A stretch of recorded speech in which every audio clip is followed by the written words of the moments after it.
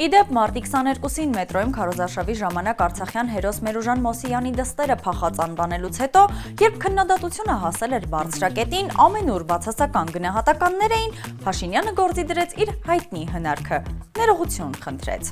Եկեք վերհիշենք երկու հիմնական դրվագ, երբ Փաշինյանը կրկին ներողություն է խնդրել եւ կամ զղջացել։ 2021 թվականի նախընտրական քարոզարշավի ժամանակ հայտարարեց.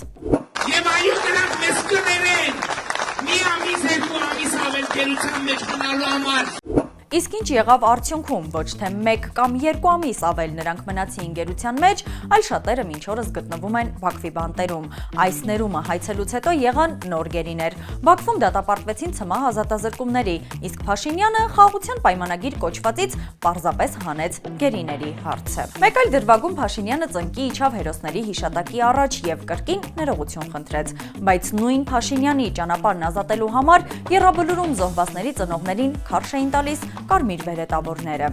Զոհվածների ծնողների դեմ անգամ հարուցվեցին քրեական գործեր, եղան կալանքներ միայն նրա համար, որ նրանք հաշտ չէին իրենց զավակի արյան գնով պահած հողը հանձնելու հետ։ Հիմա էլ ներողություն է խնդրում հերոսի դստերը փախած անվանելու համար, եւ միևնույն ժամանակ իշխանականներն ու իշխանամետները կարծես մեկ տեղից ստացած հրահանգով արշավ են սկսում արցախցի կնոջ դեմ, թիրախավորում նրան։ Արմինե Մոսյանին ենթարկում են ֆեյքային հարձակման տարբեր սոցհարթակներում։ Ահա այսպիսին է լինում սովորաբար Փաշինյանի ներողությունը, եւ արդյոք ժողովուրդը նրան կրկին կների։